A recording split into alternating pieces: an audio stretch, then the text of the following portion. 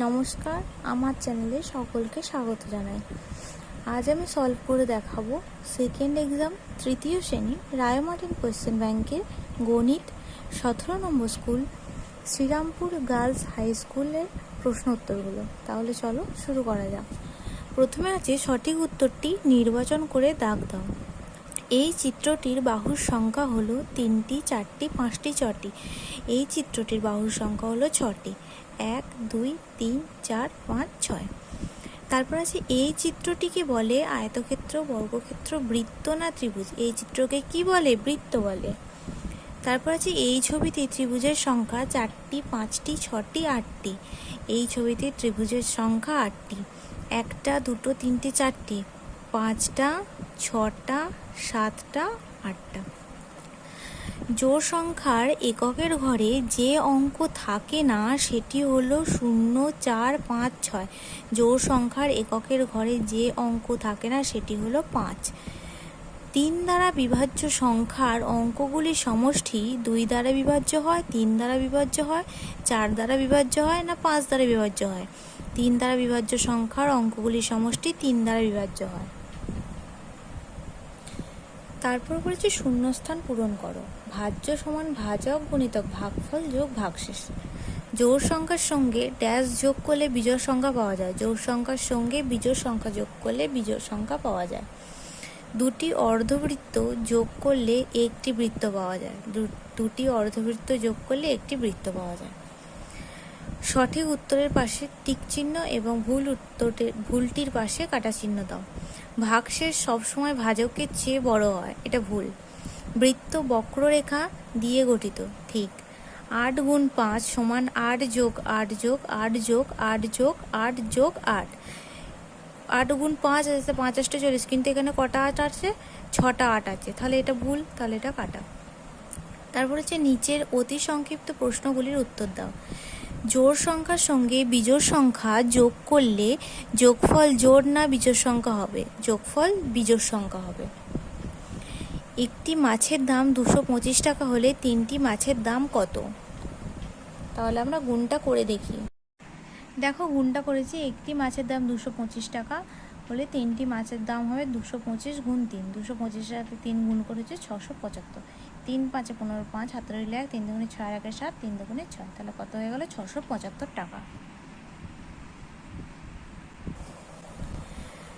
তারপরে আছে আমার বাবা আমাদের 3 ভাইকে 300 টাকা সমানভাবে ভাগ করে নিতে বললেন, প্রত্যেকে কত টাকা করে পেলাম? কতজন ভাই বোনকে? 3 ভাইকে 303 টাকা সমানভাবে ভাগ করে, তাহলে 3 ভাই বোনকে, তাহলে 300 ভাগ 3 হবে। 300 সাথে 3 ভাগ করব। দেখো ভাগটা করেছি 300 ভাগ 3, তাহলে 3 1কে 3, 0 নেমেছে 3 0 0, আবার 3টা নামেছি 3 1কে 3, তাহলে কত হলো? 101 টাকা। তাহলে প্রত্যেকে 101 টাকা করে পেলাম। তারপরে বলেছে একটি ভাগ অঙ্কে ভাজক 4, ভাগফল 53, ভাগশেষ 3 হলে ভাজ্য কত?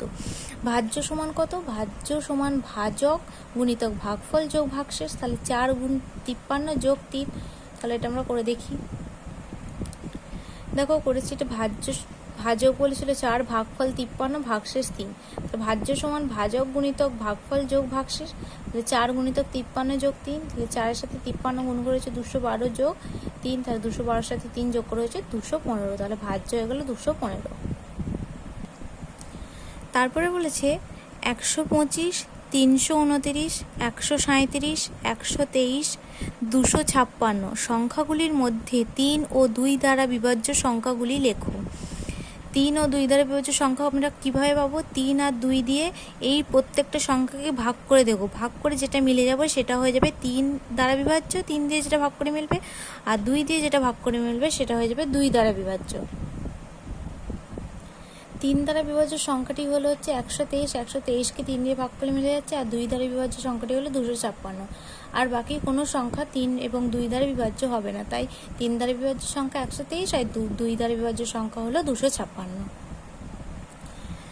তারপরে বলেছে বৃক্ষরোপণ অনুষ্ঠানে 353টি চারা গাছ পাড়ায় আনা হলো, প্রত্যেকে 7টি করে চারা গাছ লাগানোর পরে অবশিষ্ট চারা গাছ স্কুলের মাঠে লাগানো হয়েছে। কতজন চারা গাছ লাগালো এবং কটি চারা গাছ স্কুলের মাঠে লাগানো হলো? এতে তাহলে 353 সাথে 7 ভাগ করতে হবে, তাহলে 5 7 35, 3টা নামলো, যেহেতু 3টা 7 থেকে ছোট তাহলে যাবে না, এটা 7 0 0 হয়ে যাবে, তাহলে 3টা ভাগশেষ থেকে গেল। তাহলে 50 জন চারা গাছ লাগালো আর 3টি চারা গাছ স্কুলের মাঠে লাগানো হলো।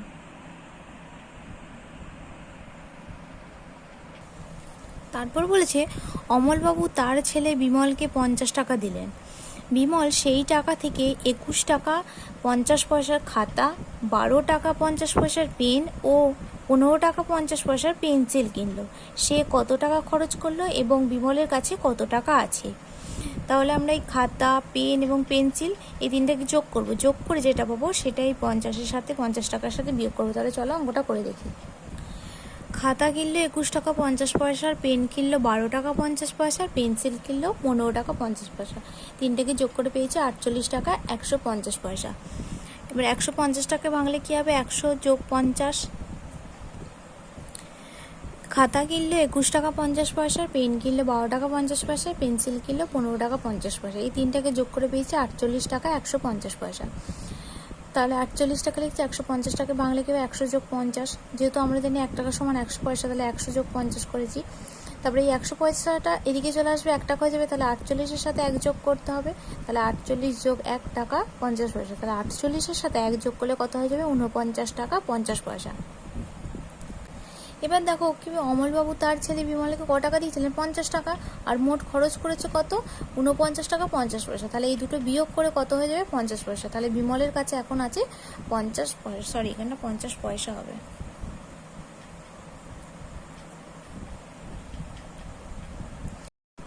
তারপরে 18 স্কুলটা করে দেখাচ্ছি। সাঁতরাগাছি কেদারনাথ ইনস্টিটিউশন স্কুলটির প্রশ্ন উত্তরগুলো সলভ করে দেখাচ্ছি। দেখো প্রথমে আছে সঠিক উত্তরটি বেছে নিয়ে লেখো। 11 থেকে 3 বিয়োগ যায় 4 বার, 2 বার, 3 বার। 11 থেকে 3 বিয়োগ যায় 3 বার। 2 ও 5-এর যোগফল জোড় না বিজোড় সংখ্যা? 2 আর 5-এর যোগফল কত? 7, তাহলে 7টা কি হয়ে যাবে? বিজোড় সংখ্যা। চিত্রটিতে ত্রিভুজ রয়েছে একটি, তিনটি, দুটি, তিনটি, একটা, দুটো আর তিনটে, তাহলে গেলে 3টি। 6 দিয়ে ভাগ করলে ভাগশেষ হতে পারে 6 3 7 3। পরের বিন্যাসটি শূন্য স্থানে পূরণ করো। একটা তীর চিহ্ন আছে ওপর দিকে, তারপরে একটা তীর চিহ্ন আছে নিচের দিকে, তারপরে দুটো তীর চিহ্ন আছে ওপর দিকে, তাহলে পরেরটাতে হবে দুটো তীর চিহ্ন নিচের দিকে। প্রদত্ত ছবিটিতে কতগুলো সরল রেখাংশ ও কতগুলো বক্র রেখাংশ রয়েছে? সরল রেখাংশ রয়েছে 1টা 2টো 3টে 4টে 5টা 6টা 7টা 8টা 9টা 10টা 11টা 12টা 13টা 14টা 15টা 16টা। 16টি সরল রেখাংশ আছে আর বক্র রেখাংশ আছে 1টি। তারপর বলছে গুণ করো। 228 গুণ 4, 228-এর সাথে 4 গুণ করলে হবে 912। তারপর বলেছে ভাগ করে ভাগফল ও ভাগশেষ লেখো। 615 ভাগটা করে দেখি। ভাগটা করেছি, দেখো 615 ভাগ 5 ছিল, তাহলে 5 1 5, 5-এর সাথে 6 বিয়োগ করেছে 1 হয়েছে, এই একটা নামিয়েছি, 5 2 10, 10-এর সাথে 11 বিয়োগ করেছে 1 হয়েছে, আবার 5টা নামিয়েছি, 5 3 15, তাহলে ভাগফল হয়েছে 123 আর ভাগশেষ হয়েছে কিছু নেই, তার মানে 0।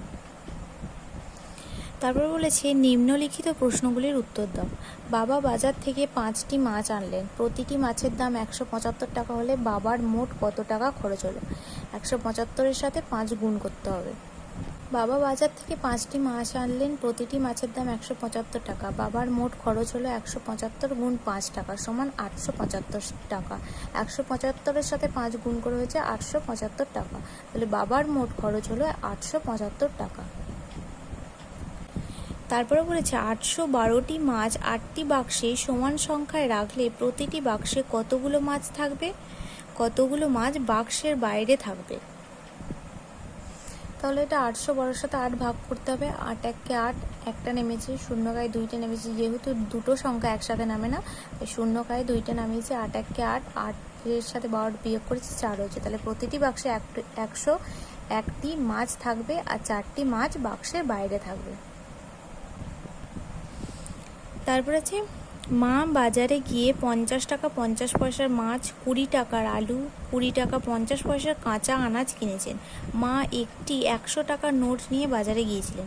তাহলে মায়ের মোট কত টাকা খরচ হলো ও কত টাকা ফিরলো?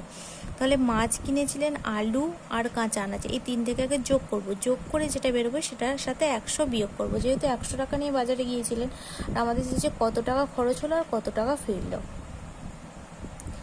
দেখো এই তিনটেকে যোগ করেছি, মাছ কিনেছেন, আলু কিনেছেন, কাঁচা আনাজ কিনেছে, এই তিনটাকে যোগ করে পেয়েছি 90 টাকা 100 পয়সা। যেহেতু 1 টাকা সমান 100 পয়সা, তাই জন্য পয়সাটা 1 টাকা হয়ে গেলো, তাহলে 91 টাকা হয়ে গেল। এবার মা একটি 100 টাকা নোট নিয়ে বাজারে গিয়েছিলে, তাহলে মোট কত খরচ হয়েছে? তাহলে 100 টাকার সাথে 91 টাকা বিয়োগ করেছে 9 টাকা, তাহলে মোট খরচ হলো 91 টাকা আর ফিরলো 9 টাকা। তারপর বলেছে রনি ও বনি দুজনে মেলায় গিয়ে মোট 10 টাকার ঝালমুড়ি ও 25 টাকার জিলিপি খেলো। বাড়ি ফেরার সময় ওরা দুজনে নাগরদোল্লায় চড়েছে, তাতে প্রত্যেকের 15 টাকা খরচ হয়েছে, মানে প্রত্যেকের দুজনেরই, এরও 15 টাকা ওরও 15 টাকা, তাহলে এর 15 তাহলে 30 টাকা খরচ হয়েছে দুজনে। তাহলে মেলায় দুজনের মোট কত টাকা খরচ হয়েছে? তাহলে চলো অঙ্কটা করে দেখি। রনি ও বনি দুজনে মেলায় গিয়ে ঝালমুড়ি গেল 10 টাকা, জিলিপি গেল 25 টাকা, দুটোকে যোগ করেছে 35 টাকা। এবার বাড়ি ফেরার সময় ওরা দুজনে নাগরদোল্লায় চড়েছে, তাতে প্রত্যেকের খরচ হয়েছে ক টাকা করে বলেছে? 15 টাকা। তাহলে প্রত্যেকের মানে দুজনেরই, এরও 15 ওরও 15, তাহলে 15 30 টাকা খরচ হয়েছে। এবার বলেছে মেলায় তাহলে দুজনের মোট কত খরচ হলো?